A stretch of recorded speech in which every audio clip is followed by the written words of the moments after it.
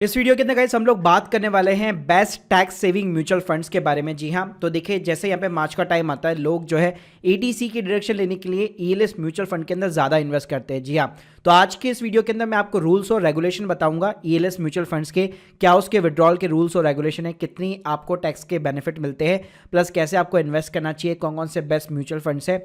यहाँ पे वीडियो को शुरुआत करने से पहले एक डिस्क्लेमर देना चाहूँगा, I am not the SEBI register.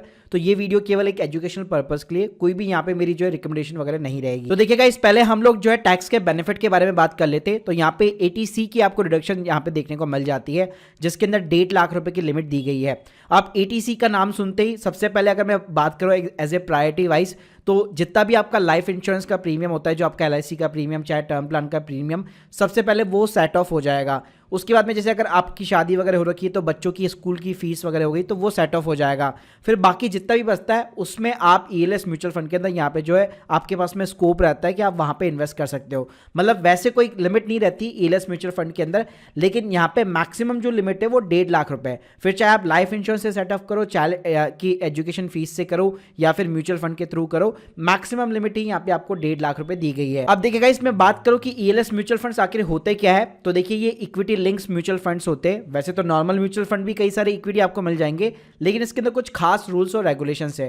पहली चीज ये कि इसके अंदर लॉक इन पीरियड रहता है आपका 3 साल का। जी हाँ, नॉर्मल म्यूचुअल फंड्स के अंदर आप कभी भी विड्रॉल मार सकते हैं, लेकिन ध्यान रखिएगा इसके अंदर अगर एक बार पैसा इन्वेस्ट कर दिया तो 3 साल तक आप कोई निकाल नहीं पाओगे, और एग्जिट करने का भी यहाँ पे कोई भी प्रावधान वगैरह नहीं दिया गया है। साथ में यहाँ पे गाइस अपर कोई भी कैपिंग लिमिट नहीं है, आप चाहो तो कितना भी पैसा जो है इन्वेस्ट कर सकते हो। मतलब ऐसा नहीं है कि सिर्फ 1.5 लाख की मेरे को डिडक्शन लेनी है या मेरे पास एटीसी के अंदर 50,000 का स्कोप बचा है तो मैं इतना ही इन्वेस्ट करूँ। आपकी मर्जी है, कितना भी आप यहाँ पे इन्वेस्ट कर सकते हो। इसके अलावा इसके अंदर आप लमसम इन्वेस्टमेंट या फिर मंथली बेसिस पे एसआईपी वगैरह भी कर सकते हो। रिटर्न्स की अगर यहाँ पे मैं बात करूँ तो यहाँ पे देखिए, म्यूचुअल फंड के अंदर जो भी आपको रिटर्न्स मिलेंगे, जो भी आपको प्रॉफिट वगैरह मिलने वाला है, तो वो टैक्स एग्जेम्प्ट यहाँ पे नहीं होगा। जी हाँ, तो कंफ्यूज मत होइएगा, ये टैक्स सेवर म्यूचुअल फंड्स होते हैं जिसके अंदर आप इन्वेस्टमेंट करते हैं तो बस एटीसी के अंदर आपको डिडक्शन मिल जाती है, लेकिन जो रिटर्न्स है वो लॉन्ग टर्म कैपिटल गेन लगेगा उसके ऊपर 10% तक का। साथ में 1 लाख रुपए तक जो है इक्विटी वाले जितने भी म्यूचुअल फंड्स होते हैं उन सभी का प्रॉफिट टैक्स में जो है एग्जेम्प्ट होता है। अब देखिएगा, इस यहाँ पे ईएलएस म्यूचुअल फंड के अंदर भी 2 टाइप की जो है मोस्टली आपको कैटेगरी देखने को मिल जाएगी। एक है इंडेक्स फंड, एक है active funds. Index fund recently यहाँ पे जो है गवर्नमेंट ने, या फिर आप कह सकते हैं मतलब एएमसी ने यहाँ पे लॉन्च किया है। गवर्नमेंट ने एक नया रूल्स और रेगुलेशन निकाला था।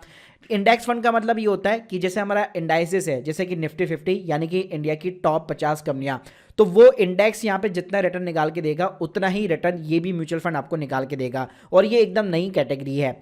एक्टिव फंड्स की बात करो तो वहाँ पे एक प्रॉपर फंड मैनेजर होता है, उसका काम ही ये होता है कि कौन सा स्टॉक्स मुझे पिकअप करना है, कौन सा जो स्टॉक्स जो है मुझे ड्रॉप करना है, कब मेरे को सेल आउट करना है, कितने टाइम के लिए होल्ड करना है, और इसके अंदर एक्सपेंस रेशियो भी आपको थोड़ा बहुत लिटिल बिट हाई मिल जाता है। अब मैं दोनों ही फंड्स की अगर मैं बात करूँ तो इंडिया के अंदर हमारे पास में ना 60+ यहाँ पे जो है ईएलएस म्यूचुअल फंड है, और उनमें से आपको चूज आउट करने पड़ते हैं कि आप किस फंड में यहाँ पे निवेश कर सकते हैं। तो इन 60+ ईएलएस म्यूचुअल फंड में केवल 3 फंड ऐसे जो कि इंडेक्स फंड है, और बाकी के जितने भी है वो सारे के सारे एक्टिव म्यूचुअल फंड्स है। अब देखिएगा, इस जो एक्टिव म्यूचुअल फंड्स होते हैं डेफिनेटली उसके अंदर आपको रिटर्न्स जो है ज्यादा देखने को मिलेंगे, लेकिन वहां पे आपको अपना दिमाग लगाना पड़ता है कि मैं कौन से फंड को यहाँ पे चूज आउट करूँ। तो गाइस, यहाँ पे मैं फर्स्ट नंबर के ऊपर सिंपली रखना चाहूंगा पराग पारेख का टैक्स सेवर फंड। ये एक डायरेक्ट प्लान है बेसिकली। जी हाँ, तो देखिए रेगुलर प्लान में इन्वेस्ट मत कीजिएगा, प्लस अगर आपको एक फ्री में डीमैट अकाउंट चाहिए फ्री ऑफ द कॉस्ट और डायरेक्ट म्यूचुअल फंड में इन्वेस्ट करना चाहते हैं तो उसकी लिंक भी मैंने आपको डिस्क्रिप्शन बॉक्स में दे रखी है। यहाँ पे अगर मैं फंड साइज की बात करूँ तो 2000 करोड़ से भी ज्यादा का पैसा इसके अंदर इन्वेस्ट हो रखा है। एक्सपेंस रेशियो जो है 0.77% का है, जबकि जो कैटेगरी एवरेज है यानी पूरी जो ईएलएस म्यूचुअल फंड की कैटेगरी एवरेज है वो 0.98% का है, तो ये काफी अच्छी बात है। यहाँ पे क्रिजल ने भी इसको 4 स्टार की यहाँ पे रेटिंग दे रखी है। तो ये कुछ एजेंसीज होती है जो हर म्यूचुअल फंड को यहाँ पे रेटेड करती है, अच्छे म्यूचुअल फंड को काफी अच्छी रेटिंग यहाँ पे मिल जाती है। तो यहाँ पे आप देख सकते हो 4 स्टार की रेटिंग दी गई है। इसके अलावा अगर मैं रिटर्न्स की बात करूं तो 1 साल के अंदर इसने 19% का रिटर्न निकाल के दिया है, 2 साल के अंदर सीएजीआर जो है 16% का है, और 3 साल के अंदर 24% का है। ज्यादा लंबा टाइम इसको नहीं हुआ है, लेकिन काफी अच्छा म्यूचुअल फंड है। सिंस इंसेप्शन भी आप देख सकते हो 23% का सालाना इसने यहाँ पे रिटर्न निकाल के दिया है। गाइस, अगर आप पिछले 3 सालों से इस म्यूचुअल फंड में यहाँ पे एज ए एसआईपी भी इन्वेस्ट करते तब भी यहाँ पे आपका जो पैसा है वो 36% से यहाँ पे बढ़ जाता। इसके अलावा अगर मैं रिस्क रेशियो की बात करूं तो इसका स्टैंडर्ड डिविएशन यानी इसके अंदर जो वॉलेटिलिटी होती है वो काफी ज्यादा लो है, तो ये काफी अच्छी बात है। बीटा भी आपको लो देखने को मिल जाएगा और जितना आप रिस्क उठा रहे उसके अगेंस्ट में आपको जेएसएन अल्फा जो है यहाँ पे पॉजिटिव देखने को मिल जाता है अगर आप एक कैटेगरी एवरेज के साथ में कंपेयर करते हो तो। सेकंड नंबर पे गाइस यहाँ पे मैं रखना चाहूंगा मिराई असेट्स का टैक्स सेवर फंड। जी हाँ, तो ये भी काफी अच्छा फंड है, क्रिजल ने इसको 3 स्टार की रेटिंग दे रखी है। और अगर मैं बात करूं कि सबसे ज्यादा पैसा किसके अंदर लगा हुआ है तो ये सेकंड नंबर का फंड है जिसके अंदर सबसे ज्यादा पैसा लगा हुआ है। एक्सिस के बाद में 17,000 करोड़ से भी ज्यादा का पैसा लगा हुआ है इसके अंदर। एक्सपेंस रेशियो देखेंगे जस्ट 0.65% का है। रिटर्न्स की बात करूं पिछले 5 साल के अंदर 19% का सीएजीआर निकाल के दिया है, पिछले 3 साल के अंदर 20% का, 1 साल के अंदर 15% का इसने रिटर्न निकाल के दिया है। इवन अगर आप एसआईपी भी करते तो पिछले 5 सालों के अंदर 67% आपका पैसा जो है इंक्रीज हो जाता है। अगर गाइस यहाँ पे मैं पोर्टफोलियो की बात करूं तो पूरा पैसा ऑलमोस्ट उन्होंने इक्विटी के अंदर डाल रखा है, कोई भी डेट के अंदर पैसा नहीं लगा रखा है। लार्ज कैप पूरा 53% है, मिड कैप जो है 10% है और स्मॉल कैप वाली जो कंपनीज है वो 9% है। इसमें अगर मैं स्टॉक्स की बात करूं तो सारी आपको मेजरली बैंक्स वगैरह यहाँ पे दिख जाने वाले हैं। अब गाइस बात करना चाहूंगा यहाँ पे निफ्टी 50 इंडेक्स फंड की। जी हाँ, तो ये देखिए नया ही फंड यहाँ पे लॉन्च हुआ है 361 करके जो है एएमसी है, आईएफएल फाइनेंस की यहाँ पे सब्सिडरी कंपनी है। तो इन्होंने यहाँ पे इस फंड को लॉन्च किया है। इसके अंदर सिंपल सा ये है कि निफ्टी 50 जितने रिटर्न निकाल के देगा उतने ही रिटर्न यहाँ पे आपके बनने वाले हैं। फंड साइज की बात करूं ज्यादा बड़ा नहीं है, 46 करोड़ का है। एक्सपेंडिचर का केवल 0.27% का है। अगर यहाँ पे मैं रिटर्न्स की बात करूं तो मैंने बताया जैसे ज़्यादा टाइम नहीं हुआ है, दिसंबर 2022 के अंदर लॉन्च हुआ था, अभी जस्ट 1 साल इसको होने को आया है।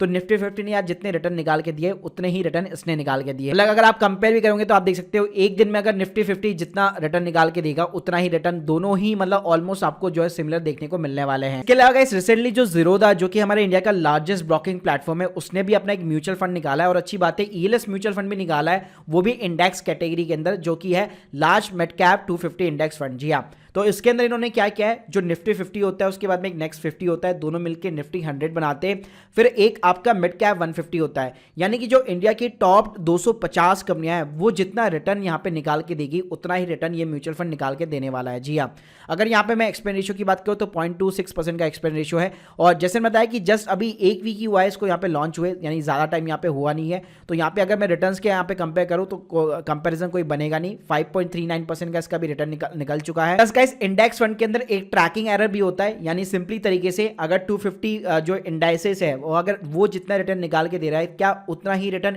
ये फंड में निकाल के दे रहा है। अगर दोनों में ज्यादा डिफरेंस होगा तो ट्रैकिंग एरर ज्यादा होगा। तो ये चीजें भी आपको ध्यान रखनी चाहिए। और इसका ट्रैकिंग एरर राइट नाउ जो है 0.10% का है। और जैसे बताया कि लॉक इन पीरियड तो सभी आपको फंड्स के अंदर जो है 3 साल का देखने को मिलने वाला ही है। और एयूएम साइज भी कम है, सिर्फ 21 करोड़ रुपए इसके अंदर इन्वेस्ट हो रखे हैं। Guys hope you like this video, please subscribe our channel, link मैंने आप लोगों को डिस्क्रिप्शन बॉक्स में दे रखी है। अगर आप एक फ्री एएमसी के साथ में और फ्री ज्वाइनिंग फीस के साथ में डीमैट अकाउंट खुलवा के डायरेक्टली म्यूचुअल फंड्स के अंदर यहाँ पे जो है कमीशन फ्री म्यूचुअल फंड में इन्वेस्ट करना चाहते हो तो बाकी आप लोगों की कोई भी डाउट्स है तो कमेंट बॉक्स के अंदर जरूर बताइए। Thank you guys, thank you very much.